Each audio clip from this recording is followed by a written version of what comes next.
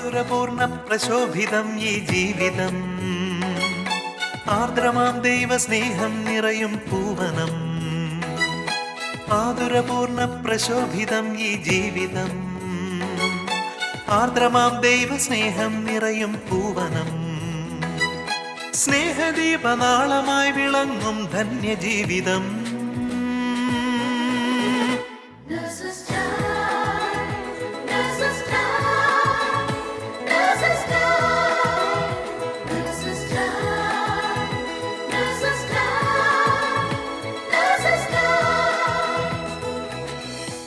ഈശോ മിശിഹായ്ക്ക് സ്തുതിയായിരിക്കട്ടെ.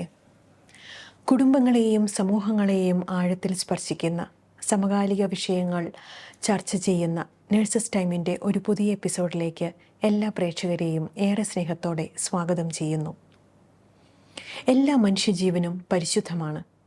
സങ്കീർത്തനങ്ങളുടെ പുസ്തകം 139 അധ്യായം 13-14 വാക്യങ്ങൾ ഇപ്രകാരം പറയുന്നു: അവിടുന്നാണ് എൻ്റെ അന്തരംഗത്തിന് രൂപം നൽകിയത്, എൻ്റെ അമ്മയുടെ ഉദരത്തിൽ അവിടുന്ന് എന്നെ മെനഞ്ഞു, ഞാൻ അങ്ങയെ സ്തുതിക്കും.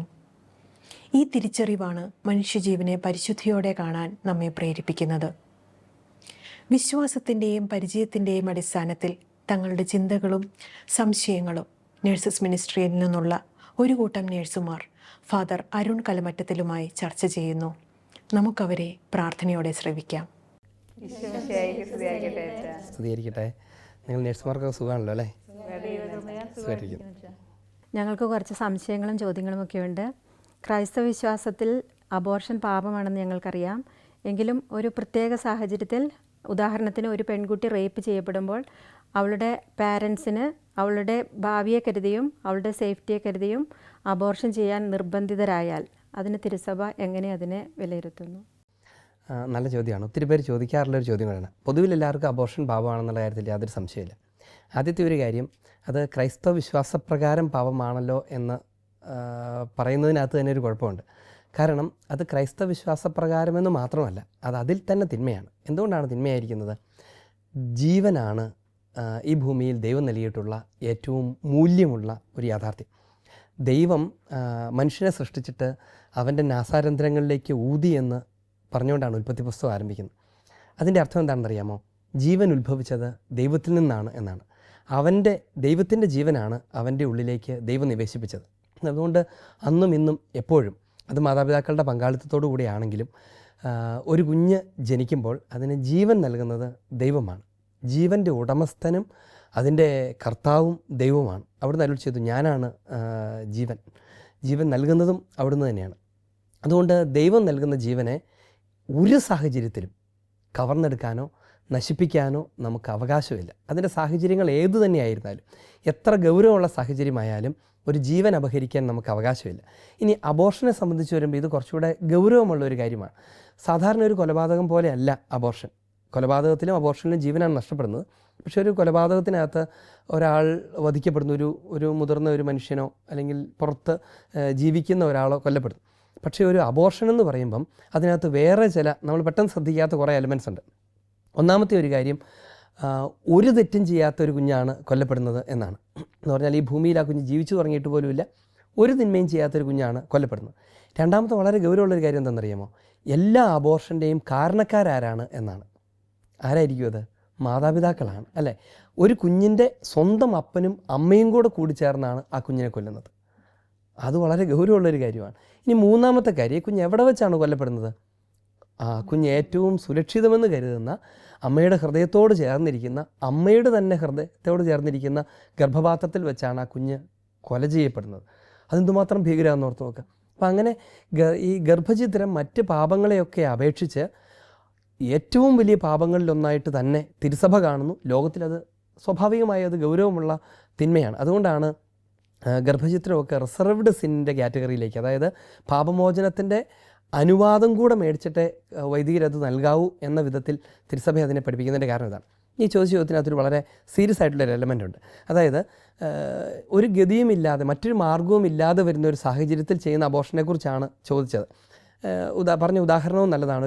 ഒരു ചെറിയൊരു ബാലിക, അവൾ കുറച്ച് ക്രൂരന്മാരാൽ ബലാത്സംഗം ചെയ്യപ്പെടുകയോ ഒക്കെ ചെയ്തിട്ട് ആ കുഞ്ഞ് ഗർഭിണിയാവുന്നു.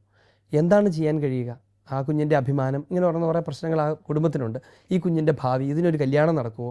അപ്പോൾ സേഫായിട്ട് നമുക്ക് തൽക്കാലം അതങ്ങ് ഒഴിവാക്കിയാൽ ആ കുഞ്ഞ് സമാധാനത്തോടെ എന്ന് പറഞ്ഞാൽ ആ ബാലിക അവൾ ഭാവി ജീവിച്ചോളില്ലേ എന്നാണ് ആളുകൾ പെട്ടെന്ന് ചിന്തിക്കുന്നത്. ഒരുപക്ഷെ നമ്മളൊക്കെ ആണെങ്കിൽ പോലും നമ്മുടെ ഒരു കുടുംബത്തിൽ പോയൊക്കെ അങ്ങനെ ഒരു സാഹചര്യം വന്നാൽ എടുക്കുന്ന തീരുമാനം പലപ്പോഴും അങ്ങനെയായിരിക്കും.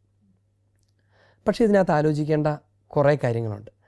ഇതൊരു വളരെ റയറായിട്ടുള്ളൊരു സാഹചര്യമാണ്. എന്നാൽ പോലും ഈ കുട്ടി റേപ്പ് ചെയ്യപ്പെട്ടു, അങ്ങനെയാണ് പ്രഗ്നൻ്റ് ആയത്.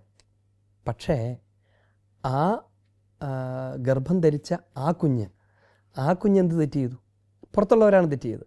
വധിക്കപ്പെടാൻ മാത്രം എന്ത് തെറ്റാണ് ഈ കുഞ്ഞ് ചെയ്തത്? അതൊരു വലിയ ചോദ്യമാണ്. ഇതെങ്ങനെയാണ് ഇതിൻ്റെ ധാർമ്മികത അളക്കാവുന്നത് എന്ന് ചോദിച്ചാൽ, ഒരു ധാർമ്മികത മറ്റു കാര്യങ്ങളൊക്കെ പോലെ തന്നെ ഒരു ത്രാസ് ഉപയോഗിച്ച് അളക്കാം എന്ന് കരുതുക.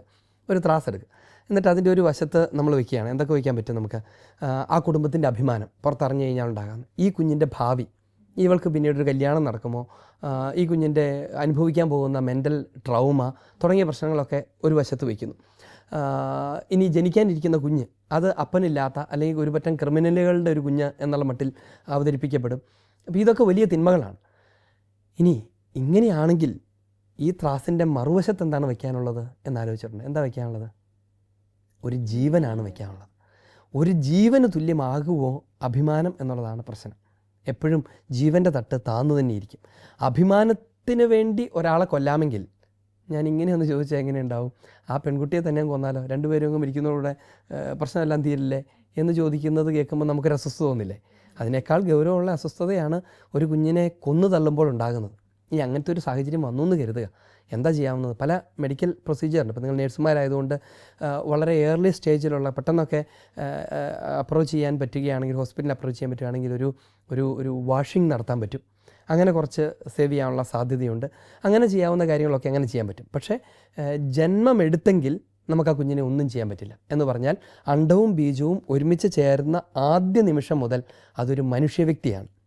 സ്വന്തമായ വ്യക്തിത്വമുള്ള, സ്വന്തമായ കഴിവുകളും സിദ്ധികളുമൊക്കെ നിർണ്ണയിക്കപ്പെട്ട് കഴിഞ്ഞിരിക്കുന്ന, ഈവൻ ബ്ലഡ് ഗ്രൂപ്പ് പോലും കണ്ണിൻ്റെ നിറം വരെ നിശ്ചയിക്കപ്പെട്ട് കഴിഞ്ഞിരിക്കുന്ന ഒരു കുഞ്ഞാണ്, ഒരു മനുഷ്യനാണത്.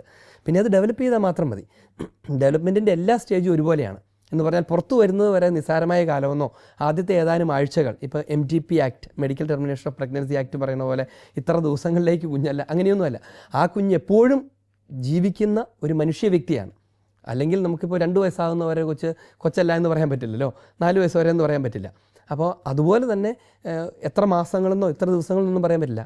From the very moment of conception അതൊരു മനുഷ്യ വ്യക്തിയാണ്. അപ്പോൾ അതുകൊണ്ട് പൂർണ്ണ വളർച്ചയുള്ള ഏതൊരു മനുഷ്യ വ്യക്തിയും അർഹിക്കുന്ന ജീവിക്കാനുള്ള സ്വാതന്ത്ര്യവും ബഹുമാനവും ഈ കുഞ്ഞിന് കൊടുക്കുക തന്നെ വേണം. അപ്പോൾ അതുകൊണ്ട് ജന്മം എടുത്തിട്ടില്ല എങ്കിൽ നമുക്ക് വാഷ് ചെയ്യുക, അങ്ങനെ തുടങ്ങുന്ന കുറച്ച് കാര്യങ്ങളൊക്കെ ചെയ്യാനുള്ള സാധ്യതയുണ്ട്. ഇനി ജന്മം എടുത്തു കഴിഞ്ഞു എന്ന് കരുതുക, പിന്നെയുള്ള മാർഗ്ഗം എന്താണ്? വളരെ പ്രായോഗികമായി ചെയ്യാവുന്ന കുറച്ച് കാര്യങ്ങളുണ്ട്. ഇപ്പോൾ ഉദാഹരണത്തിന് വലിയ കുഴപ്പങ്ങളൊന്നും വരാതെ ചെയ്യാൻ പറ്റുന്നത്, ഈ കുഞ്ഞിനെ വേണമെങ്കിൽ നമുക്ക് ഒരു ആരും അറിയാത്ത ഒരു നാട്ടിലേക്ക് മാറ്റാം. ഇപ്പോൾ കേരളത്തിലാണ്, നോർത്ത് ഇന്ത്യയിലേക്കൊക്കെ മാറ്റാം. അവിടെയൊക്കെ ഒത്തിരി സന്യാസ ഭവനങ്ങളൊക്കെ ഉണ്ട്. അവിടെ ആ കുഞ്ഞ് ഗർഭാവസ്ഥയിലായിരിക്കുകയും പ്രസവിക്കുകയും ഒക്കെ ചെയ്യാം. ആ കുഞ്ഞിൻ്റെ മെൻ്റൽ ട്രോമയെ അതിജീവിക്കാൻ കഴിയുന്ന കൗൺസിലിംഗ് സഹായങ്ങൾ കൊടുക്കാം. നാട്ടിലുള്ളവരോട് കുഞ്ഞ് പഠിക്കാനായിട്ട് പോയേക്കുവാണ് എന്നോ മറ്റൊരു ന്യായം പറയാം. ഇനി ഇത് കഴിഞ്ഞ് ആ കുടുംബത്തിന് ഈ കുഞ്ഞിനെ വളർത്താൻ ഒരു വിധത്തിൽ സാധിക്കില്ല എന്നാണ് അവരുടെ തീരുമാനം എന്ന് കരുതുക. ആയിക്കോട്ടെ, ആ കുഞ്ഞിനെ ഏറ്റെടുക്കാൻ കഴിവുള്ള ധാരാളം സ്ഥലങ്ങളുണ്ട്. കൊന്നു കളയരുത് എന്ന് മാത്രമാണ് അതിനെക്കുറിച്ച് എടുത്തു പറയേണ്ടത്. ആ കുഞ്ഞ് എവിടെയെങ്കിലും ജീവിച്ചോട്ടെ, നിങ്ങൾക്ക് വളർത്താൻ കഴിയില്ല എന്നുണ്ടെങ്കിൽ അതങ്ങനെ അതുപോലും ടോളറബിളാണ്. പക്ഷേ ആ കുഞ്ഞിനെ കൊന്നു കളയരുത് എന്നാണ് അതിനെക്കുറിച്ച് പറയാവുന്നത്. അച്ഛൻ, നേഴ്സുമാരായി ഞങ്ങൾ ക്ലിനിക്കുകളിലും ഹോസ്പിറ്റലുകളിലും വർക്ക് ചെയ്യുന്നതാണ്. അപ്പോൾ പല സാഹചര്യങ്ങൾ ഞങ്ങൾക്ക് അബോർഷനായിട്ട് വരുന്ന പേഷ്യൻറ്റിനെ ഡോക്ടർക്ക് അസിസ്റ്റ് ചെയ്യേണ്ടി വരും. ഞങ്ങൾക്ക് മനസ്സുണ്ടായിട്ടല്ല, പക്ഷെ ഞങ്ങളുടെ സാഹചര്യങ്ങൾ ഞങ്ങളെ അതിനായിട്ട് ചെയ്യാനായിട്ട് അനുവദിക്കുന്നു. അപ്പോൾ ആ ഒരു സാഹചര്യത്തിൽ നമ്മളും അതിലൊരു പാപത്തിനടിമയായി തീരുന്നു. അപ്പോൾ അതിൽ നിന്ന് നമുക്ക് വിടുതൽ എങ്ങനെയാണ് അച്ഛാ കിട്ടുന്നത്?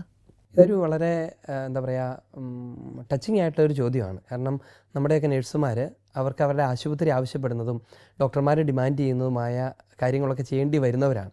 പലപ്പോഴും നമ്മളൊരു ജോലി നമ്മുടെ ഒരു ഭയങ്കരമായ അനിവാര്യതയായി തീരുന്നത് കൊണ്ടാണ് നമുക്ക് നഴ്സിംഗ് പ്രൊഫഷനിൽ നമ്മളൊരു ആശുപത്രിയിൽ കയറുകയൊക്കെ ചെയ്യുന്നത്. അപ്പോൾ ഒത്തിരി അന്വേഷിച്ച് നടന്ന് ചിലപ്പോൾ വിദേശത്തൊരു ജോലി കിട്ടി. അവിടെ ചെല്ലുമ്പം അത് കുറച്ചൊരു അബോർഷനെ പ്രോത്സാഹിപ്പിക്കുന്ന ഒരു സ്ഥലമോ അല്ലെങ്കിൽ അതിനെ അസിസ്റ്റ് ചെയ്യാൻ ആവശ്യപ്പെടുന്ന ഒരു സ്ഥലമോ അല്ലെങ്കിൽ അതിന് ശേഷമുള്ള ക്ലീനിങ് പോലത്തെ കാര്യങ്ങളൊക്കെ ചെയ്യാനായിട്ട് ആവശ്യപ്പെടുന്നതൊക്കെ അങ്ങനത്തെ ഒരു ജോലി വരുമ്പം എനിക്ക് പറ്റില്ല എന്ന് പറഞ്ഞാൽ ചിലപ്പോൾ നമ്മൾ ടെർമിനേറ്റ് ചെയ്യപ്പെട്ടേക്കാം, കുടുംബ പട്ടിണിയിലായേക്കാം. ഇങ്ങനെയുള്ള അസ്വസ്ഥതകളൊക്കെ നമുക്കുണ്ട്. പക്ഷേ ഇതൊക്കെയാണ് ഇതിൻ്റെ യാഥാർത്ഥ്യമെങ്കിലും ഇതിൻ്റെ ധാർമ്മിക വശം ഇതിനേക്കാൾ കുറച്ചുകൂടെ ഗൗരവമുള്ളതാണ്. അതായത് ഗർഭചിത്രത്തിന് ഏതെങ്കിലും തരത്തിൽ അറിഞ്ഞുകൊണ്ട് ബോധപൂർവം അസിസ്റ്റ് ചെയ്യുന്ന, സഹകരിക്കുന്ന ഏതൊരാളും അബോർഷൻ ചെയ്യുന്ന അതേ കുറ്റം വഹിക്കുന്നവരാണ് എന്നാണ് അതിൻ്റെ യാഥാർത്ഥ്യം. തിരുസഭ അതിനെക്കുറിച്ച് പഠിപ്പിക്കുന്ന ഒരു കാര്യം അതിങ്ങനെയാണ്. CCCയിൽ 2272 നമ്മളിങ്ങനെ വായിക്കും, ഗർഭചിത്രത്തിന് മനഃപൂർവ്വം സഹായിക്കുന്നത് ഗൗരവപൂർണമായ കുറ്റമാണ് എന്ന് പറഞ്ഞാൽ അറിയാതെ എന്നോടൊരു കാര്യം ചെയ്യാൻ പറഞ്ഞു, അത് ഇതിനാണെന്ന് ഞാൻ അറിഞ്ഞില്ല എന്ന് പറഞ്ഞ പോലെയല്ല, പാപമാണ്. മനുഷ്യജീവനെതിരെയുള്ള ഈ അപരാധത്തിന് സഭ കാനൂനികമായ മഹറോൻ ശിക്ഷ കൽപ്പിച്ചിരിക്കുന്നു എന്ന് പറഞ്ഞാൽ സഭയിൽ നിന്ന് പുറത്താകുന്നു. സഭയിൽ നിന്ന് പുറത്താകുന്നു പറഞ്ഞാൽ സ്വർഗരാജ്യത്തിൽ നിന്ന് പുറത്താകുന്നു എന്നാണ് അതിൻ്റെ അർത്ഥം. അതായത് തിരുസഭയെന്ന് പറഞ്ഞാൽ ഈ ഭൗമിക സഭയും ശുദ്ധീകരണ സഭയും സ്വർഗീയ സഭയും കൂടെ കൂടുന്നതാണ്. അതിൽ നിന്ന് പുറത്തായാൽ പിന്നെയുള്ള ഇടം അത് നരകമാണ് എന്ന് പറഞ്ഞാൽ അത് ഔദ്യോഗികമായി തന്നെ അങ്ങനെ ചെയ്യും, അത് ഓട്ടോമാറ്റിക്കലായിട്ട് തന്നെ അങ്ങനെ സംഭവിക്കുമെന്നാണ്. അതായത് പ്രവൃത്തി ചെയ്യുന്നത് കൊണ്ട് തന്നെ കാനൻ നിയമത്തിൽ പറഞ്ഞിരിക്കുന്ന വ്യവസ്ഥകൾക്ക് വിധേയമായ മഹ്റോന് വിധേയമാകുന്നു എന്ന് പറഞ്ഞാൽ അതിനുശേഷം പിന്നീടൊരു വിചാരണയൊന്നും നടത്തിയിട്ടല്ല, അതിന് അസിസ്റ്റ് ചെയ്യുന്നു എന്നുള്ള കാരണത്താൽ തന്നെ നമ്മളതിന് ഭഗവാക്കാണ്. കാരണം എന്താണെന്ന് വെച്ചാൽ ആ തിന്മ അത്രമാത്രം ഗൗരവമാണ് എന്നെല്ലാവരും അറിഞ്ഞിരിക്കണമെന്നുള്ളത് ഒരു കാര്യം. രണ്ടാമത്തേത്, ഈ അസിസ്റ്റിങ്ങിന് ഞാൻ പങ്കാളിയാകാതിരുന്നാൽ ഒരുപക്ഷെ ഒരു ജീവനും കൂടെ നിലനിന്നേക്കാം എന്നൊരു കാര്യം കൂടെയുണ്ട്. ഈ അസിസ്റ്റ് ചെയ്യുക എന്ന് പറയുന്നത് നമ്മളതിന് പോയി കൂട്ടു നിൽക്കുക എന്ന് മാത്രമല്ല, ഇതിൻ്റെ എക്സ്ട്രീം എവിടെ വരെ പോകുന്നറിയോ? ഒരാൾ അബോർഷൻ നടത്താൻ ആഗ്രഹിക്കുന്നു അല്ലെങ്കിൽ ആലോചിക്കുന്നു നിങ്ങൾ അറിയുക എന്ന് വിചാരിക്കുക. അത് നമ്മൾ ആശുപത്രി വരുന്നവർ മാത്രമാവണമെന്നില്ല, നമ്മുടെ റിലേറ്റീവ്സിനിടയ്ക്ക് ഒരാളോ ആലോചിക്കുന്നു എന്ന് കരുതുക. അതറിഞ്ഞിട്ട് ഞാൻ പോയി തടയാതിരുന്നാൽ എനിക്ക് കുറ്റമുണ്ട്. ഞാൻ അറിഞ്ഞിരുന്നത് അവരുടെ കാര്യമല്ലേ, അവരായി അവർക്ക് ആ പാപത്തിൻ്റെ ഉത്തരവാദിത്തം അവർ വഹിക്കണം. എൻ്റെ വീട്ടിലാണ് ഞാൻ ചെയ്യത്തില്ലായിരുന്നു എന്ന് പറയുന്നതുകൊണ്ട് കാര്യമില്ല. നമ്മൾ അവരെ പോയി സംസാരിച്ച് തടയാനുള്ള, ഇതിൻ്റെ ഗൗരവത്തെക്കുറിച്ച് ഓർമ്മിപ്പിക്കാനുള്ള കടമയുണ്ട്. അതെങ്ങനെ ചെയ്യാം ഒരു നേഴ്സിന് എന്ന് ചോദിച്ചാൽ വളരെ സിമ്പിളായിട്ടുള്ള കാര്യങ്ങളിലൂടെ ചെയ്യാം. എന്ന് പറഞ്ഞാൽ ഞങ്ങളിപ്പോൾ തൽക്കാലം വേണ്ടാന്ന് വയ്ക്കുകയാണ് എന്ന് പറയുകയെന്ന് വിചാരിച്ചു, അപ്പോൾ തന്നെ നമുക്ക് പറയാം ഇതൊരു വേണ്ടാന്ന് വയ്ക്കലല്ല. കാരണം ഒരു കാര്യം വേണോ വേണ്ടയോ എന്ന് ചോദിക്കുമ്പോഴാണ് വേണ്ടാന്ന് വയ്ക്കാൻ പറ്റുള്ളൂ. ജനിച്ചു കഴിഞ്ഞ നിങ്ങളുടെ രക്തത്തിൽ പിറന്ന ഒരു കുഞ്ഞിനെ കൊല്ലുന്നതിനെക്കുറിച്ചാണ് നിങ്ങളിപ്പോൾ സംസാരിക്കുന്നത് എന്ന് അവരോട് പറയാം. നിങ്ങൾ സംസാരിക്കുന്നത് ഒരു കുഞ്ഞിനെ, നിങ്ങളുടെ കയ്യിലൊരു കുഞ്ഞുണ്ട്, ജനിച്ചൊരു കുഞ്ഞുണ്ടെന്ന് വിചാരിച്ചു, അതിനെ കൊല്ലുന്നതിന് സമാനമായി നിങ്ങൾ ഇപ്പോൾ കാണുന്നില്ലാത്ത എന്നാൽ ഏതാനും മാസങ്ങൾക്കപ്പുറത്ത് കാണാനിരിക്കുന്ന ഒരു കുഞ്ഞിനെ കൊല്ലുന്നതിനെക്കുറിച്ചുള്ള ഡിസ്കഷനാണ് നടത്തുന്നത്. അതിനെക്കുറിച്ചുള്ള ആലോചനയാണ് നടന്നത്. നമ്മുടെ സ്വന്തം കുഞ്ഞിനെയാണ് കൊല്ലാൻ പോകുന്നത് എന്ന് അവരെ ഓർമ്മിപ്പിക്കുക എന്നുള്ളതൊരു കാര്യമാണ്. അത് ഇത്തിരി ധൈര്യപൂർവ്വം ചെയ്യാവുന്ന ഒരു കാര്യം തന്നെയാണ്. ഇനി അതിൻ്റെ കാരണങ്ങളുണ്ടാവും, ആ കാരണങ്ങൾക്കുള്ള പരിഹാരം പറഞ്ഞു കൊടുക്കുക എന്നുള്ളതാണ് അടുത്ത കാര്യം. ഇനി നമ്മുടെ ഉദരത്തിൽ കർത്താവ് തന്ന വലിയൊരു ദാനത്തെ നശിപ്പിച്ച് കളഞ്ഞാൽ പിന്നെ നമ്മളെങ്ങനെ വീണ്ടും കർത്താവിനോട് അതേ ദാനത്തിന് വേണ്ടി ചോദിക്കും? അവിടെ ജനിച്ച കുഞ്ഞുങ്ങൾക്ക് അവരിൽ ഒരാളാകുന്ന ഒരു കുഞ്ഞിനെ കൊന്നുകളഞ്ഞ ഒരു കൊലപാതകികളോടുള്ള മനോഭാവം നമ്മളോടുണ്ടാവില്ലേ എന്ന് തുടങ്ങുന്ന കുറേ കാര്യങ്ങൾ ഇവരോട് നിങ്ങൾക്ക് ചോദിക്കാനുണ്ട്. അതവരോട് അവരെ വിശ്വാസത്തിലെടുത്തും സ്നേഹത്തോടെ കേട്ടും അവരുടെ ആ പ്രതിസന്ധി എന്താണെന്ന് ഉള്ളുകൊണ്ടറിഞ്ഞും ഞാനും ഒരു അമ്മയൊക്കെയാണ്, അതുകൊണ്ടാണ് പറയുന്നത് എന്നൊക്കെ പറഞ്ഞൊക്കെ നമുക്ക് അവരോട് സംസാരിക്കാൻ പറ്റും. അങ്ങനെ നമ്മൾ സംസാരിക്കണം. അത് ദൈവം ആഗ്രഹിക്കുന്ന കാര്യമാണ്. പ്രത്യേകിച്ച് ഈ പ്രൊഫഷനകത്ത് നിൽക്കുന്ന നിങ്ങൾ സംസാരിക്കുന്നതിന് വലിയ വാല്യൂ ഉണ്ട്. കാരണം ഇന്ന് ഈ മെഡിക്കൽ ഫീൽഡിൽ എല്ലാവരും നമുക്ക് ഉപേക്ഷിക്കാം, വേണ്ടാന്ന് വയ്ക്കാം, അടുത്തത് ആലോചിക്കാം എന്നൊക്കെ പറയുന്നവരാണ്. വളരെ ലൈറ്റായിട്ട് ഈ വിഷയത്തെക്കുറിച്ച് പറയുന്നതാണ്. അപ്പോൾ അതുകൊണ്ട് അത് ചുമ്മാ ഒരു വേണ്ടാന്ന് വയ്ക്കലല്ല, അടുത്തത് നോക്കാമെന്ന് പറയലല്ല, അല്ലെങ്കിൽ ചിലപ്പോൾ എന്തെങ്കിലും ഒരു വൈകല്യ സാധ്യതയുണ്ട് അത് കുഴപ്പമാകില്ലേ എന്ന് ചോദിക്കുന്നത് പോലെയല്ല. ഇതൊരു വലിയ പ്രശ്നമാണ്. ചിലപ്പോഴൊക്കെ ഏറ്റവും കൂടുതൽ നടക്കുന്നത് ഇതാണ്, വൈകല്യ സാധ്യതയെക്കുറിച്ച് പറയുന്നതാണ് അല്ലേ. നിങ്ങളുടെ അടുത്ത് വരുന്നതൊക്കെ ഓട്ടിസത്തിന് സാധ്യതയുണ്ട്, അല്ലെങ്കിൽ ജെനറ്റിക് പ്രോബ്ലംസ് ഉണ്ടാകാൻ സാധ്യതയുണ്ട്. അതുകൊണ്ട് നമുക്ക് ഹെൽത്തി ആയിട്ടൊരു കുഞ്ഞിനെ എടുക്കാമെന്ന് പറയാം. നമ്മുടെ ചോയ്സിൽ ഇത് വേണ്ട അത് വേണം എന്ന് വെക്കാൻ പറ്റില്ല. നമുക്ക് 2 കുഞ്ഞുങ്ങളുണ്ടെന്ന് വിചാരിച്ചു, ആരോഗ്യം കുറഞ്ഞ കുഞ്ഞിനെ കൊല്ലാം എന്ന് നിങ്ങൾ കരുതുമോ? ഒരിക്കലും കരുതില്ല എന്ന് അവരോട് പറയണം. അങ്ങനെയാണ്. ഇനി അതുപോലെ തന്നെ ഒരു ഒരു ഒരു എലഗൻറ്റ് കമ്മ്യൂണിറ്റിയുടെ ലക്ഷണം എന്താണ്? എലഗൻറ്റ് കമ്മ്യൂണിറ്റിയുടെ ലക്ഷണം എന്താണെന്ന് ആലോചിച്ചിട്ടുണ്ടോ? നമ്മളൊരു ക്യൂ നിൽക്കുകയാണ്. ക്യൂ നിൽക്കുമ്പം കാല് വയ്യാത്ത ഒരാൾ വരുന്നു. നമ്മളെന്താ ചെയ്യുക? കാലില്ലാത്തവനൊക്കെ എവിടെയെങ്കിലും പോകും എന്ന് പറയില്ല. തിരിച്ചാണ് പറയുക, അയ്യോ നിങ്ങൾ മുമ്പിൽ കയറിയുന്നു എന്ന് പറയും. നമ്മൾ പ്രത്യേകിച്ച് പാശ്ചാത്യ നാടുകളിലൊക്കെ വൈകല്യമുള്ളവർക്ക് വേണ്ടി പ്രത്യേകം പാർക്കിംഗ് സെൻറ്ററുകൾ, അവരുടെ വീൽ ചെയർ ഓടിച്ച് കയറ്റാൻ പറ്റുന്ന വാഹനങ്ങൾ, ബസ്, പബ്ലിക് ട്രാൻസ്പോർട്ട്. എന്താ അതിൻ്റെ അർത്ഥം? വൈകല്യമുള്ളവർക്ക് പ്രത്യേക ശ്രദ്ധ കൊടുക്കണമെന്ന്, അതാണ് മനുഷ്യത്വമെന്ന് പറയുന്നൊരു ലോകമാണ്. അതേ ലോകം വളരെ സൗകര്യപ്രദമായ നിയമങ്ങൾ ഉണ്ടാക്കിയിട്ട് പറയും അങ്ങനത്തെ പിള്ളേരെ കൊല്ലുന്നതിന് കുഴപ്പമില്ല എന്ന് പറയും. ഇതെങ്ങനെ ചേർന്ന് പോകും? ഹെൽമെറ്റ് വയ്ക്കാതെ വണ്ടി ഓടിക്കുമെന്ന് വിചാരിച്ചു, സ്കൂട്ടർ ഓടിക്കുവാണ്. പോലീസ് തടഞ്ഞപ്പോൾ നിങ്ങൾ പറയുകയാണ് എൻ്റെ തലയല്ലേ, അത് പൊട്ടിക്കോട്ടെ, നിങ്ങൾക്ക് എന്താണെന്ന് ചോദിച്ചാൽ പോലീസ് സമ്മതിക്കുമോ? അവർ പറയും നോ, നിൻ്റെ തലയുടെ ഉത്തരവാദിത്വം ഞങ്ങൾക്കുണ്ട്, അതുകൊണ്ട് നിൻ്റെ തലയാണെന്ന് പറഞ്ഞിട്ട് കാര്യമില്ല, ഫൈൻ അടയ്ക്കണം എന്ന് പറയുകയും നിങ്ങളെക്കൊണ്ട് അത് ഇടിപ്പിക്കുകയും ചെയ്യും. ബെൽറ്റ് ഇടാതെ വണ്ടി ഓടിക്കാൻ ശ്രമിക്കും. കാരണം ജീവൻ്റെ മേൽ അത്രമാത്രം ശ്രദ്ധയുണ്ട് ഗവൺമെൻറ്റിനെന്ന് ഗവൺമെൻറ് പറയുകയാണ്. എന്നിട്ട് അതേ ഗവൺമെൻറ് വളരെ സൗകര്യപൂർവ്വം നിയമം ഉണ്ടാക്കിയിട്ട് പറയുകയാണ് ഇത്രയും നാളിനകത്ത് കൊന്നാൽ കുഴപ്പമില്ല. അതെങ്ങനെ ശരിയാവും? അത് യഥാർത്ഥത്തിൽ ഒരു രാജ്യത്തിൻ്റെ തന്നെ നിയമങ്ങൾക്ക് വിരുദ്ധമായ വിധത്തിലുണ്ടാക്കുന്ന നിയമങ്ങളാണ്. യഥാർത്ഥത്തിൽ അത് നിലനിൽക്കില്ല. നിയമം ഉപയോഗിച്ച് തന്നെ കോടതിയിൽ ചലഞ്ച് ചെയ്യപ്പെടേണ്ട ഒരു വിഷയം തന്നെയാണത്. ലൈഫിനെ പ്രൊട്ടക്റ്റ് ചെയ്യാൻ ഉത്തരവാദിത്വമുള്ളൊരു സംവിധാനമാണ് സ്റ്റേറ്റ് നിയമ സംവിധാനം, അതിനുവേണ്ടിയുള്ളതാണ്. ആ സംവിധാനം ഉപയോഗിച്ച് കൊല്ലാമെന്നും അങ്ങനെ കൊല്ലുന്ന നിയമാനുസൃതമാണെന്നും കൊല്ലരുതെന്ന് പറയുന്നവർ കുറ്റക്കാരാണെന്നും ഒരാശുപത്രിയിൽ നിയമാനുസൃതമായി കൊല്ലാൻ വരുമ്പോൾ കൊല്ലരുതെന്ന് ഒരു നേഴ്സ് പറഞ്ഞാൽ അവളാണ് കുറ്റക്കാരി എന്നൊക്കെ പറയുന്ന സംവിധാനത്തെ തന്നെ നമ്മൾ നിയമം ഉപയോഗിച്ച് തന്നെ ചലഞ്ച് ചെയ്യേണ്ടതാണ്. ഇനി എന്തൊക്കെയായിരുന്നാലും ദൈവത്തിൻ്റെ നിയമത്തിന് വിരുദ്ധമായ ഒരു സ്റ്റേറ്റ് ലോയും നിലനിൽക്കുന്നതല്ല.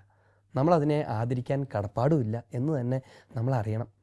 അച്ഛ, അങ്ങനെയാണെങ്കിൽ ഈ അബോർഷൻ ക്ലിനിക്കിൽ വർക്ക് ചെയ്യുന്ന ഒരു നേഴ്സ് ഇതിന് അസിസ്റ്റ് ചെയ്യുകയാണ്. അപ്പം ആ നേഴ്സിന് ഈ ഒരു ജോലി സാഹചര്യത്തിൽ നിന്ന് മാറാനായിട്ട് എന്തെങ്കിലും ഒരു സാഹചര്യം ഉണ്ടെങ്കിൽ അവർക്ക് മാറാനായിട്ട് പറ്റുമോ? അവർക്ക് മാറുന്നതിനെക്കുറിച്ച് എന്താണ് പറയുന്നത്?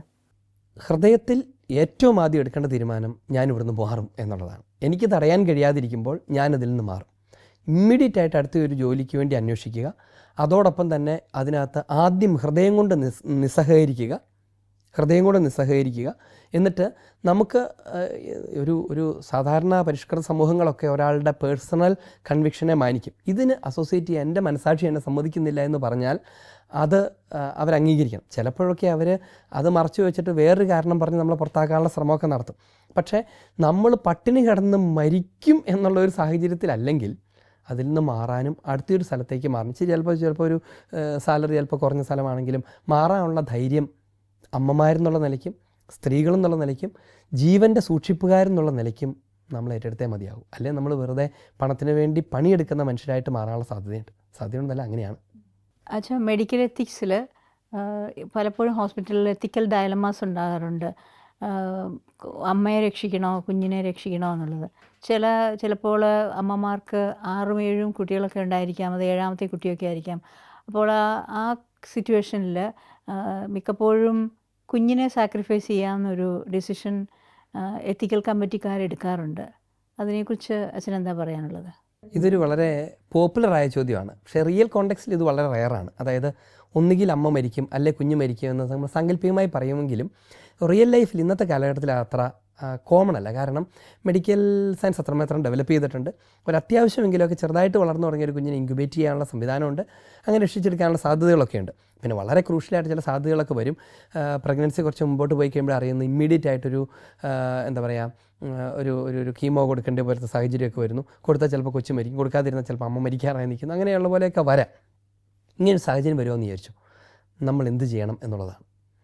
എന്ത് ചെയ്യണമെന്ന് ചോദിച്ചാൽ ഇതൊരു വലിയ ഡിലേമയാണ്. ഈ പറഞ്ഞതുപോലെ അമ്മ മതിയെന്ന് ഹസ്ബൻഡ് പറയാമെന്ന് വിചാരിച്ചു, അല്ലെങ്കിൽ വീട്ടുകാർ പറയാമെന്ന് വിചാരിച്ചു. കാരണം നമുക്ക് ഭാര്യ ആണ് ഇത്ര അമ്മ.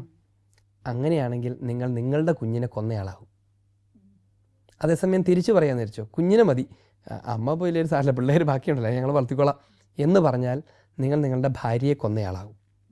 ഇതാണ് പ്രശ്നം. അപ്പോൾ ആ സമയത്ത് എന്ത് ചെയ്യാം എന്ന് ചോദിച്ചാൽ ഒരു കാത്തലിക് ഡോക്ടർ, ഒരു കാത്തലിക് ഫാമിലി ആവശ്യപ്പെടേണ്ടത് ഇങ്ങനെയാണ്: 2 ജീവനെയും രക്ഷിക്കാൻ ഒരുപോലെ പരിശ്രമിക്കുക എന്നാണ് അവരോട് ആവശ്യപ്പെടേണ്ടത്. ഇനി ഡോക്ടർ ചെയ്യേണ്ടത് 2 ജീവനെയും ഒരുപോലെ രക്ഷിക്കാനുള്ള ശ്രമത്തിലേർപ്പെടാം. ആ സമയത്ത് ഈ പേഴ്സൻറ്റേജിൽ വ്യത്യാസം ഉണ്ടാകും. ചിലപ്പം അമ്മ രക്ഷപ്പെടാൻ ഒരു 80% സാധ്യതയുണ്ട്, കുഞ്ഞ് ഒരു 10% സാധ്യതയുണ്ട്. അല്ലെങ്കിൽ ചിലപ്പോൾ തിരിച്ച് കുഞ്ഞ് എന്തായാലും രക്ഷപ്പെടും, അമ്മ രക്ഷപ്പെടാനുള്ള സാധ്യത കുറവാണ്. അപ്പോൾ നാച്ചുറലായിട്ട് ജീവൽ സാധ്യത കുറവുള്ളത് പൊലിഞ്ഞു പോകും, നഷ്ടപ്പെട്ടു പോകും. അങ്ങനെ നഷ്ടപ്പെട്ടു പോകുന്ന ഒരു നാച്ചുറൽ ഡെത്താണ്. എന്ന് പറഞ്ഞാൽ കുഞ്ഞ് ഏതാനും ദിവസങ്ങളെ ആയിട്ടുള്ളൂ, കീമോ കൊടുക്കണം, കീമോ കൊടുത്താൽ കൊച്ചു മരിക്കുമെന്ന് നമുക്കറിയാം. പക്ഷേ കുഞ്ഞ് ജീവിക്കാനുള്ള സാധ്യതയേക്കാൾ വളരെ കൂടുതലാണ് ഇത് ചെയ്താൽ അമ്മ ജീവിക്കാനുള്ള സാധ്യത. സ്വാഭാവികമായും ഡോക്ടേഴ്സ് രണ്ടുപേരും രക്ഷിക്കാൻ ആഗ്രഹിച്ചുകൊണ്ട് അമ്മയ്ക്ക് കീമോ കൊടുക്കും.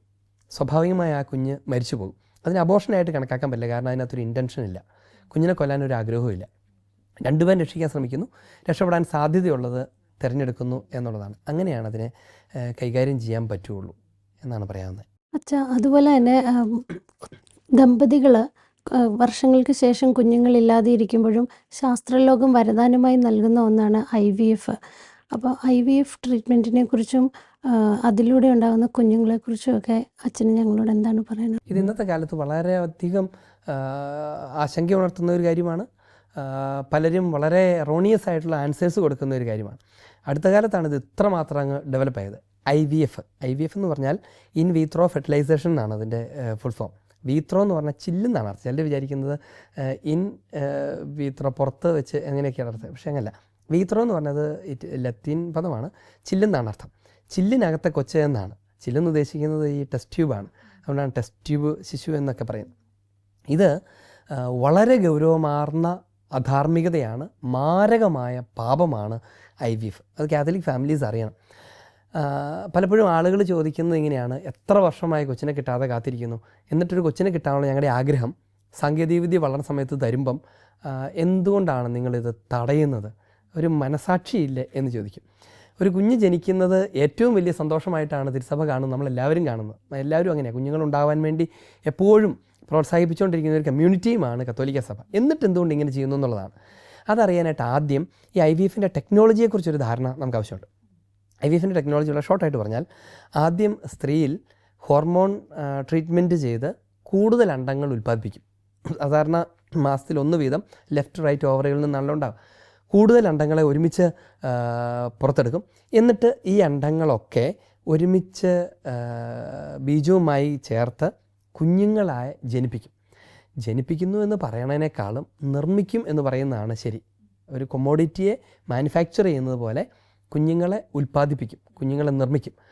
സാധാരണഗതിയിൽ പൊതുവിൽ പറയുന്ന ഒരു ഗോൾഡൻ നമ്പർ എന്നൊക്കെ പറയുന്നത്, അതിനുമാത്രം അണ്ടങ്ങളൊക്കെ ലഭിക്കുകയാണെങ്കിൽ ഒരു 16 കുഞ്ഞുങ്ങളെയാണ് അവർ ടാർഗറ്റ് ചെയ്യുക. എന്നിട്ട് ഏതാനും കുഞ്ഞുങ്ങൾ, ചിലപ്പോൾ 4 ആയിരിക്കും, കുഞ്ഞുങ്ങളെ ഗർഭപാത്രത്തിൽ നിക്ഷേപിക്കും. അവ അവിടെ വളരുന്നുണ്ടോ എന്ന് നിരീക്ഷിച്ചുകൊണ്ടിരിക്കും. പലപ്പോഴും എല്ലാ കുഞ്ഞുങ്ങളും മരിച്ചു. അങ്ങനെ വന്നാൽ ബാക്കി കുഞ്ഞുങ്ങൾ അവയെ ലിക്വിഡ് നൈട്രജൻ ഉപയോഗിച്ച് വളരെ താഴ്ന്ന ടെമ്പറേച്ചറിൽ മരവിപ്പിച്ച് സൂക്ഷിക്കും. ക്രയോപ്രിസർവേഷൻ എന്നാണ് അതിനെ വിളിക്കുന്നത്, ക്രയോപ്രിസർവേഷൻ എന്നാണ് വിളിക്കുന്നത്. അപ്പോൾ അങ്ങനെ സൂക്ഷിക്കപ്പെടുന്ന ഈ കുഞ്ഞുങ്ങളിൽ നിന്ന് അടുത്ത ബാച്ചിനെ ഉണർത്തും. വേക്കിംഗ് എന്നാണ് അവർ വിളിക്കുകയൊക്കെ ചെയ്യുന്നത്. കാരണം ഇങ്ങനെ ചെയ്യുന്നത് എന്തുകൊണ്ടാണെന്ന് വെച്ച് കഴിഞ്ഞാൽ, ഇത് വീണ്ടും റിപ്പീറ്റ് ചെയ്യില്ല, അത്ര എളുപ്പമല്ല. എന്ന് പറഞ്ഞാൽ പല പ്രാവശ്യം ഈ ട്രീറ്റ്മെൻറ്റ് നടത്തുകയൊക്കെ ചെയ്യുന്നത് ഈ ഹൈപ്പർ ഓവുലേഷൻ സിൻഡ്രോം പോലത്തെ പ്രശ്നങ്ങളിലേക്കൊക്കെ നയിക്കുകയൊക്കെ ചെയ്യുന്നുണ്ട്. അവരൊരുമിച്ചെടുക്കും. അങ്ങനെ ഏത് സ്റ്റേജിൽ ഒരു കുഞ്ഞ് ജനിച്ചാലും ബാക്കി കുഞ്ഞുങ്ങളൊക്കെ കൊല്ലപ്പെടാനുള്ളവരാണ്. അതാണ് അതിൻ്റെ പ്രധാന പ്രശ്നം. ഒരു മാസ് അബോർഷനാണ് നടക്കുന്നത്. നമ്മൾ തൊട്ട് മുമ്പ് അബോർഷനെക്കുറിച്ച് പറഞ്ഞെങ്കിൽ ഇവിടെ ഒരു കൂട്ട അബോർഷനാണ് നടക്കുന്നത്. ഒരു കൊച്ചിന് വേണ്ടിയിട്ടാണ് എന്നാണ് പറയുന്നത്. ഒരു ജീവന് വേണ്ടി മറ്റൊരു ജീവനെ നമുക്ക് കവർന്നെടുക്കാൻ പറ്റില്ല. നമ്മൾ മുൻപ് പറഞ്ഞ പ്രിൻസിപ്പിളായിട്ട് ബന്ധപ്പെട്ട് കിടക്കുന്നതാണിത്. അതായത് അമ്മയുടെ ജീവന് വേണ്ടി കുഞ്ഞിൻ്റെ ജീവനെ കൊല്ലാനോ കുഞ്ഞിൻ്റെ ജീവന് വേണ്ടി അമ്മയുടെ ജീവനെ എടുക്കാനോ പറ്റില്ല. കാരണം എന്താണ്? അത് കുറച്ച് വയസ്സ് കുറഞ്ഞു എന്നുള്ളത് കൊണ്ട് ജീവൻ്റെ മൂല്യം മാറുന്നില്ല. ഈക്വൽ ഡിഗ്നിറ്റിയുള്ള ലൈഫുകളാണത്. അമ്മയുടെ ജീവന് കുഞ്ഞിൻ്റെ ജീവൻ്റെ അത്ര തന്നെ വിലയുണ്ട്. അതുപോലെ തന്നെ നമ്മൾ ഇവർ ലാബിൽ വളർത്തുന്ന എല്ലാ കുഞ്ഞിനും ഈക്വൽ ഡിഗ്നിറ്റിയാണുള്ളത്. ജീവിക്കാനുള്ള അവകാശം സെയിമാണ്. അങ്ങനെ ഇരിക്കെ ഒരു കുഞ്ഞിന് വേണ്ടി ഇത്രയും കുഞ്ഞുങ്ങൾ കൊല്ലപ്പെടുന്നത് ഒരിക്കലും ന്യായീകരിക്കാൻ പറ്റില്ല. അത് ന്യായീകരിക്കപ്പെടാമെങ്കിൽ ഒരു ധനവാനായ അല്ലെങ്കിൽ ഒരു രാഷ്ട്രീയ നേതാവിൻ്റെ ഹാർട്ട് കേടാകുമ്പം വേറൊരാളെ കൊന്ന ഹാർട്ട് എടുത്ത് വയ്ക്കുന്നത് ന്യായീകരിക്കേണ്ടി വരും. ഒരാൾക്ക് വേണ്ടി മറ്റൊരാൾ മരിക്കാമല്ലോ, അങ്ങനെ പറ്റില്ലല്ലോ. അങ്ങനെ പറ്റില്ല. ഒരാൾക്ക് വേണ്ടി മറ്റൊരാൾ മരിക്കാൻ ഒരാളെ കൊല്ലാൻ പറ്റില്ല എന്നതുപോലെ ഒരു കുഞ്ഞിന് വേണ്ടി ഇത്രയും കുഞ്ഞുങ്ങളെ കൊല്ലുന്ന ഒരു സംവിധാനം, അതിനാൽ തന്നെ ആ സ്ട്രക്ചർ തന്നെ, ആ ടെക്നോളജി തന്നെ മാരക പാപമാണ് എന്നതാണ് അതിൻ്റെ കുഴപ്പം. മാസീവ് അബോർഷനാണ് അതിനകത്ത് നടക്കുന്നത്. ഇനി രണ്ടാമത്തെ പ്രശ്നം, ഇതിനോട് ചേർന്ന് പോകുന്ന മറ്റനേകം തിന്മകൾ അതിനകത്തുണ്ട്. രണ്ടാമത്തെ പ്രശ്നം ദാമ്പത്യവുമായി ബന്ധപ്പെട്ടതാണ്. ഒരു കുഞ്ഞ് ജനിക്കാനായിട്ട് കുഞ്ഞിന് ചില അവകാശങ്ങളുണ്ട്. അപ്പൻ്റെ അമ്മയുടെ അവകാശമൊന്നുമല്ല കുഞ്ഞ്, ദൈവത്തിൻ്റെ ദാനമാണ്. എന്നാൽ കുഞ്ഞിന് അവകാശമുണ്ട്. മാതാപിതാക്കളുടെ സ്നേഹത്തിൻ്റെ നിമിഷത്തിൽ നിന്ന് ജനിക്കണം എന്നുള്ളത് കുഞ്ഞിൻ്റെ അവകാശമാണ്. ഒരു തേർഡ് പേഴ്സൻ്റെ ഇൻവോൾവ്മെൻറ്റോടുകൂടെ ലാബിൽ വെച്ച് ഉണ്ടാക്കിയെടുക്കുന്നതാണ്. അതാ കുഞ്ഞിൻ്റെ അഭിമാനത്തെ ടച്ച് ചെയ്യുന്നൊരു വിഷയമാണ്. ലാബിലിട്ട് ഡോക്ടർ ഉണ്ടാക്കിയതല്ലേ നിന്നെ എന്ന് ചോദിക്കപ്പെടാൻ ആരും ആഗ്രഹിക്കുന്നില്ല. അതാ കുഞ്ഞിൻ്റെ അവകാശമാണ്, മാതാപിതാക്കളുടെ കുഞ്ഞ് എന്ന് പറയുന്നത്, അവരുടെ സ്നേഹത്തിൽ ജനിക്കുക.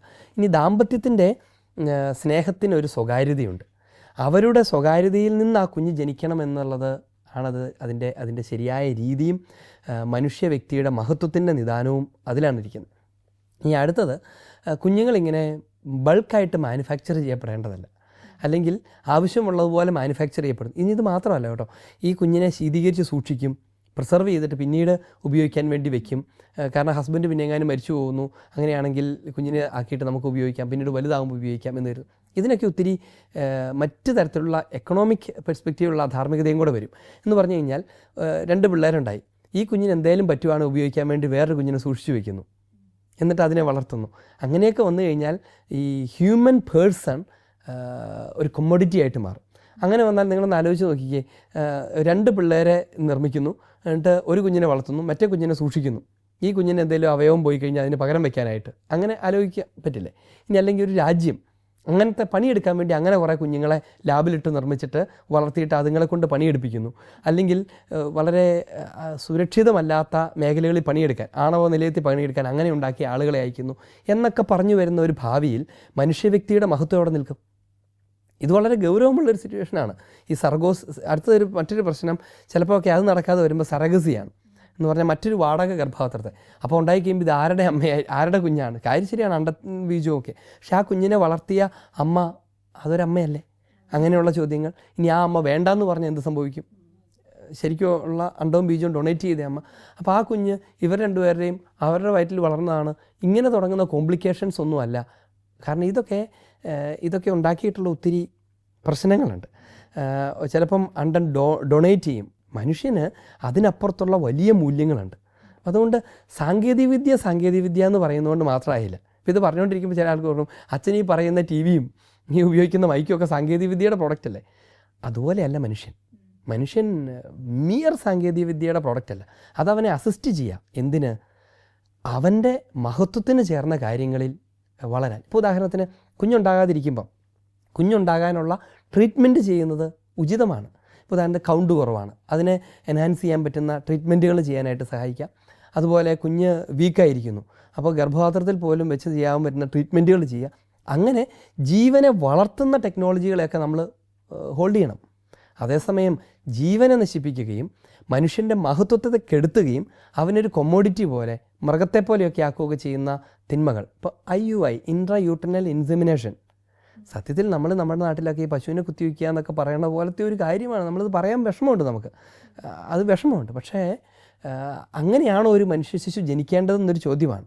എങ്ങനെയെങ്കിലും ഒരു കൊച്ചിനെ കിട്ടിയാൽ സന്തോഷമാകും എന്ന് വിവേകമുള്ളവർ കരുതില്ല. ദൈവം നൽകണം, ആ കുഞ്ഞിനെ വിശുദ്ധിയിൽ വളർത്തണം, അപ്പോഴേ സന്തോഷം ഉണ്ടാകുള്ളൂ. ജീവൻ്റെ ഉറവിടം ദൈവമാണ്. മനുഷ്യജീവനെ സേവിക്കുന്ന ഒരു സമൂഹമായി നമുക്ക് വളരാം. മനുഷ്യജീവൻ്റെ ഉത്തരവാദിത്വം എല്ലാ വ്യക്തികൾക്കുമുണ്ട് എന്ന ബോധ്യം നമുക്കേവർക്കും ഉണ്ടാകുമാറാവട്ടെ.